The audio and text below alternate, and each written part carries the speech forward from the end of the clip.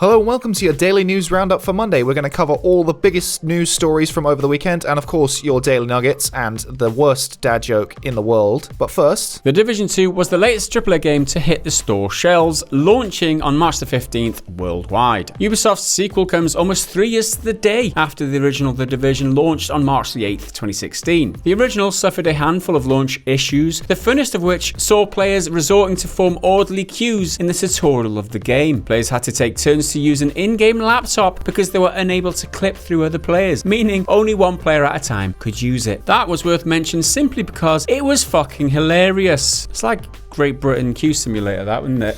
yeah, they were remarkably straight. Orderly. Yeah, it's not like it was just a mob of people sort of in the shape of a line. They were single file, one in front of the other. This time around, and the launch of The Division 2 has gone without any such hiccups, and the players for the large part seem pretty content. In fact, taking a quick look at the game's subreddit, the most popular thread so far has over 10,000 upvotes, and it is a demand that developers not make changes to Dark Zone PvP because it's so fun. In terms of community's response to a game, it could be worse. However, the sales figures tell another story entirely. The Division 2 did manage to top the UK physical sales charts over the weekend. However, the caveat being that the game only managed to sell 20% of what the original did. With the industry trending heavily towards digital sales, this would otherwise be a worrying fact for Ubisoft. Recently, we saw Anthem only manage to sell half as many physical copies as previous Spyware game Mass Effect Andromeda, and Far Cry New Dawn sales were down 86% on the previous game Far Cry 5. Assuming absolute sales are indeed down on the previous The Division game, maybe some of the blame can be attributed to the scarcity of reviews. So far, only 4 critic reviews have been registered for The Division 2 on Metacritic on the PS4, 4 reviews on the PC, and 0 so far on the Xbox. This will provide hardly enough information for the most diligent consumer to justify a purchase. If Ubisoft's reputation with games as a service counts for anything though, The Division 2 is far from the final product right now, so maybe it is right that the reviewers take their time. I mean, it would be worrying a trend, the fact that the sales are only 20% of the previous game. The Division original one actually set records for being the best game, or most game sales in the first quarter of a year back when that launched in 2016. So that shows you how popular that game was at launch. There were problems with The Division, and you can't get around it. There were a lot of problems, not just the funny queuing thing. And if players are soured from The Division, are they just like a little bit more hesitant this time of buying it than they were the first time around because of those issues on the first game? Maybe that's why some of the sales are lower this time too. I don't know. Maybe everyone's just buying it on digital and I'm just an old fart. That's possible too. Valve, the company behind Steam, is often criticised for their hands-off attitude when it comes to handling their service and addressing issues such as review bombing. As defined by Valve, review bombing is when, quote, players post a large number of reviews in a short period of time aimed at lowering the review score of a game. This is usually due to problems with the game itself, such as bugs or broken mechanics, but sometimes as a result of behind-the-scenes controversy. Valve have now announced they will be removing reviews that fall under the admittedly vague off-topic descriptor from the overall review score. They define an off-topic review as, quote, one where the focus of those reviews is on a topic that we consider unrelated to the likelihood that future purchasers will be happy if they buy the game. Importantly, these changes will be bringing in actual, real-life humans who will be notified when a review bomb is detected by Steam's algorithms and will then review the reviews to determine whether something qualifies as off-topic. This sounds like a great step forward for Steam when it comes to streamlining the review process and limiting irrelevant controversy like social media drama from impacting the game. Game Informer's Imran Khan put it well, saying, quote, review score went down because the game is broken, that's relevant. Review score went down because the reviewer said something people don't like on Twitter, likely off topic. However, Steam include matters referring to end user license agreements and DRM as off topic. DRM, or Digital Rights Management, refers to software such as de novo anti-tamper, which restrains players' abilities to modify or pirate the game, but often at the expense of the game's performance. This can result in frame rate issues and general suboptimal performance even on high-end hardware. If a game has DRM implemented, the game will likely suffer performance issues and the player should be informed about these problems. As much as bugs and glitches cause issues, so can DRM, and players need to be made aware aware if its inclusion will result in a severely hampered user experience. Reviews serve the purpose of informing the consumers about the product, and DRM literally is connected to the product. When it comes to end-user license agreements, these are generally in place to protect the developers as well as the users. However, there are bullshit clauses that sometimes surrender or limit user rights when using the product, and people should be made aware of this in reviews. Ultimately, all of this will be on an opt-out basis, meaning that if players do want to see the untampered review bombings reflected, they can do so. So it is worth noting that the reviews that you leave, if you're review bombing with a group of people, will still be there and you can still read them. However, your review score won't count to the overall Steam score, and that's what they're trying to avoid. They're trying to avoid people coming in with personal grievances that don't reflect the state of the game and adjusting that user review score. So, Steam have got this opt-out thing where you can just switch it off, so you can see the user score based on absolute reviews. That's with review bombs all in with it too. So they give you that option, but by default it's going to be off, which I don't know. I'm not happy with it, I'll be honest. I think removing the ability to review bomb for stuff that isn't to do with the game is a good thing, because when it comes to like some random Twitter drama from one of the developers saying something a bit too left-wing for you or a bit too right-wing for you, or something he just perhaps shouldn't have said in a public way, that's nothing to do with the game. And when it comes to stuff like music, if an artist does something in the real world that's less than savory, let's say, that doesn't change whether or not you like the music. Like, you can't help that. Like, I don't think that is to the detriment of the music itself. But when it comes to the DRM stuff, that literally is implemented and can affect the game.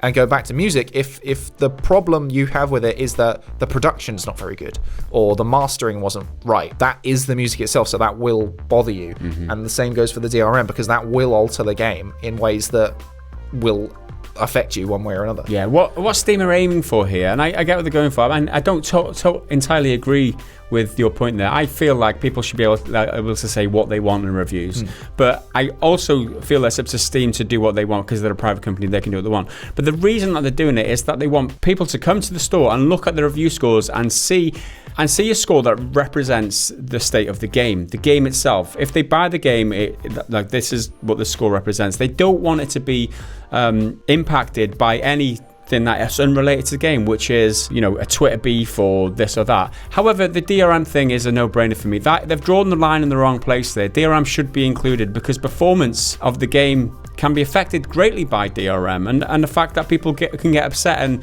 and feel strongly and then review bomb. I don't know. I think Steam have shot themselves in the foot here. I mean, it feels like, saying this for a while, but Epic Store, we'll talk about that in a little bit, but they've been making mistakes. Steam Store have made a mistake here in my eyes. I don't think they should be doing this at all. I think by default it should be on, and then, I don't know, maybe there's other ways to do it. I don't know. That's just my opinion, but I think they take steps in the right direction, then immediately take them back with the whole DRM user license stuff. You're trying to do the right thing by, like, games being games, not being bogged down by political nonsense that doesn't need to be there. Yeah.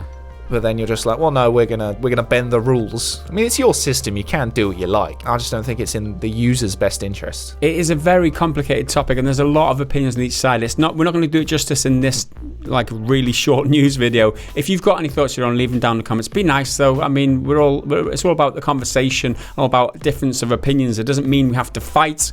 So let us know what you think down in the comments. Talking of fighting, let's fight over some juicy news nuggets. They're definitely worth fighting over. id Software studio director Tim Willits confirmed recently that Rage 2 will run at 1080p 60 frames per second on the PS4 Pro and Xbox One X. We went for speed over 4K for the enhanced consoles, said Willits. The Division 2 game files have been the subject of a recent data mine. The data mine uncovered the first endgame raid called Dark Hours. Following cries from the community for BioWare to fix loot drop rate in Anthem last week, the game has indeed now been tweaked in a small server-side update over the weekend. BioWare said these changes include Masterwork and Legendary drop rates have now been increased for Grandmaster 2 and Grandmaster 3 difficulty levels, and Masterwork and Legendary drop rates have been increased for harder enemies at all difficulty levels. Reportedly, there is a new mainline Sonic game in the works. This may be to coincide with the upcoming release of the live-action movie, but right now we don't have anything to really go on. A new Goku character is coming to Dragon Ball FighterZ, making him the 5th version of the character character on top of 2 fusions of him in the game. A pizza-based weapon skin is now available in Halo 5 as a thank you from 343 Studios. This comes following fans sending the studio pizza so that they would bring Halo Master Chief Collection to PC, so much so that the devs had to ask them to stop. Too much pizza. Too much pizza. How Who was thought there was too much much? Yeah,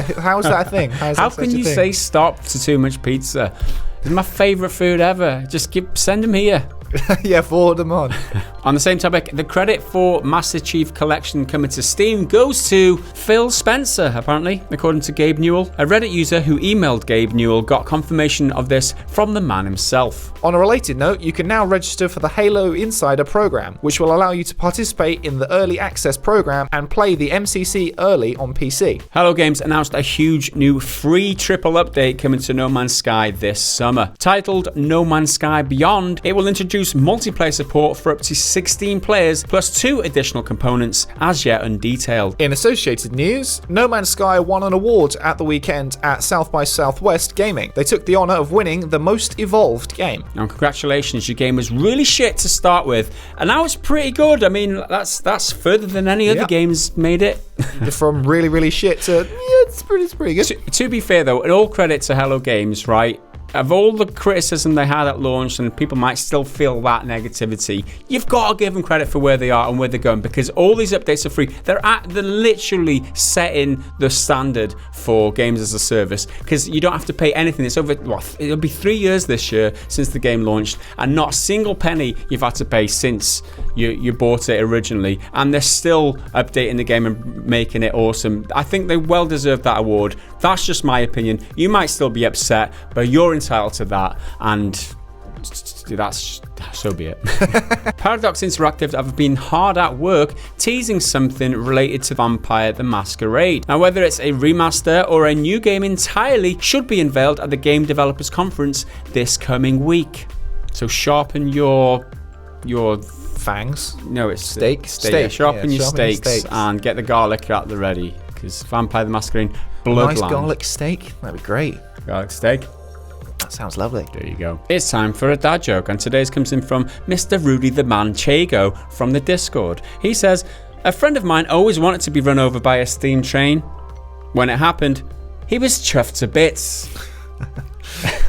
That's good, right? That's quite funny. That's good. And last up today, Epic Store got in some trouble again at the weekend. This time, they stand accused of data mining players' Steam information, amongst other things. Accusations stem from a Reddit thread which says Epic Game Store launcher attempts to access system info and files without the user's knowledge. Epic's Vice President of Engineering Daniel Vogel has since responded to the thread, trying to clear things up. We use a tracking pixel, tracking.js, for our support a creator program, so we can pay creators. We also track page statistics. He goes on, we only import your Steam friends with your explicit permission. The launcher makes an encrypted local copy of your localconfig.vdf Steam file. However, information from this file is only sent to Epic if you choose to import your Steam friends, and then only hashed IDs of your friends are sent and no other information from the file. This is the last thing Epic Games Store need, as they have been struggling for good PR recently. Not so long ago, gamers were upset that they were throwing money around buying up PC Store exclusivity on certain games. They have recently released their Epic Store roadmap, which lists a ton of new features being worked on and a time frame for their rollout. Features such as user reviews and automated refunds, which players are well accustomed to over on the Steam Store. However, who knows if players will still trust them enough by the time these features are all implemented. It certainly isn't good optics.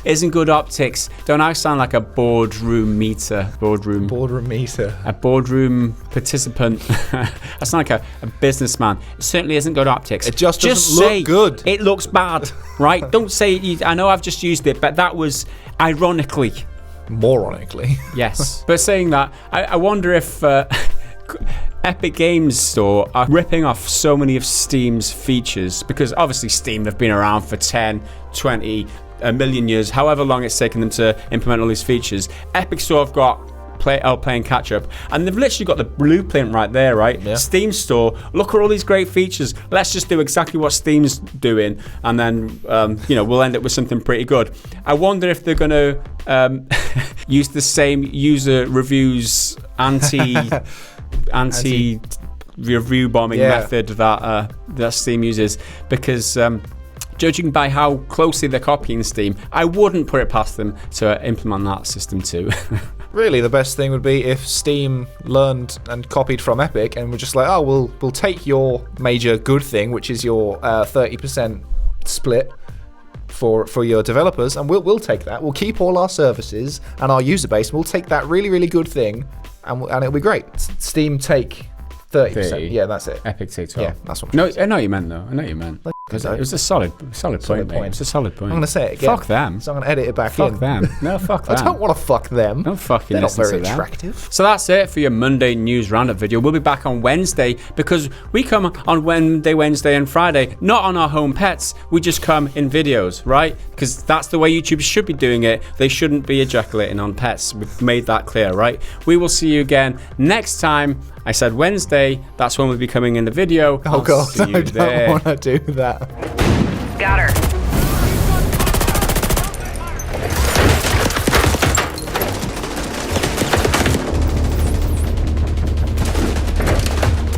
Matt, look out. All right, let me try to get that tank off you. More bad guys on the other side of the plane. Grenade!